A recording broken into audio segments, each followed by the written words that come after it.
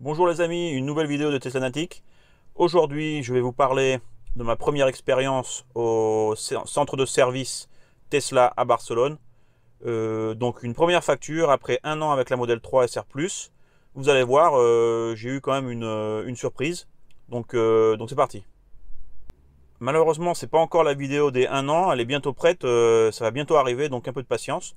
Mais je tenais à vous partager cette première expérience donc au centre de service de Tesla à Barcelone, où on est censé amener la voiture pour faire des éventuelles révisions, même si, comme vous le savez, l'un des grands points de Tesla, c'est que en fait aucune révision est obligatoire.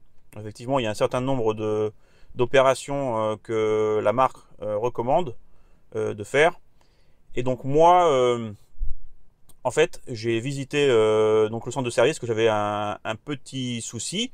Donc vraiment rien de grave, hein. Quelque chose que j'avais observé depuis quelques mois, et entre le confinement et autres, j'avais pas eu le temps et pas l'envie de laisser la voiture là-bas. Donc là, j'ai un peu profité de cette occasion. Et en fait, donc j'avais un petit bruit. Voilà, j'avais un petit bruit sur la fenêtre, d'accord, quand je descendais la fenêtre complètement. J'avais un petit bruit, et donc j'en ai profité pour leur demander de regarder ça voilà, et de le réparer si c'était quelque chose qui était désajusté. J'en ai profité aussi pour faire une des choses assez simples que recommande Tesla, c'est en fait la rotation des pneumatiques. La marque conseille, afin de bien user les pneus de la voiture et pas perdre en tenue de route, donc en fait de passer les pneus arrière devant, les pneus devant derrière. Ce que j'ai fait, ok, donc j'en ai profité. Et donc là je vais vous montrer donc la facture que j'ai reçue, qui est payée. Donc je pense que ça va être assez surprenant, en tout cas moi ça m'a surpris. Alors voilà la facture, comme vous pouvez le voir elle est payée. Je vais essayer de ne pas montrer de données compromettantes, bon, en essayant. Facture du 15 juillet 2020. Ok. Donc, comme vous pouvez le voir, la voiture a maintenant 23 684 km. Donc ça c'est normal. Et donc là, ce que je vous disais avant, là, qui s'appelle tire rotation, donc la rotation des pneumatiques, donc avec l'équilibrage et bon, l'alignement, j'imagine. Et vous voyez le prix. Le prix. Alors j'espère qu'on ça. Voilà. 22 euros hors taxe.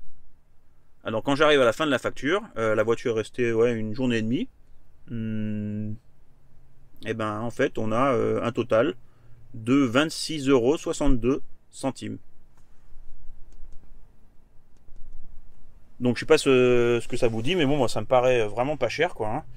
Et donc cette première expérience est, je dirais, gratifiante, même si bon, au départ c'était pour un petit bruit, bon, qui m'ont arrangé sans aucun problème, et un petit pli sur un siège aussi qui m'ont arrangé.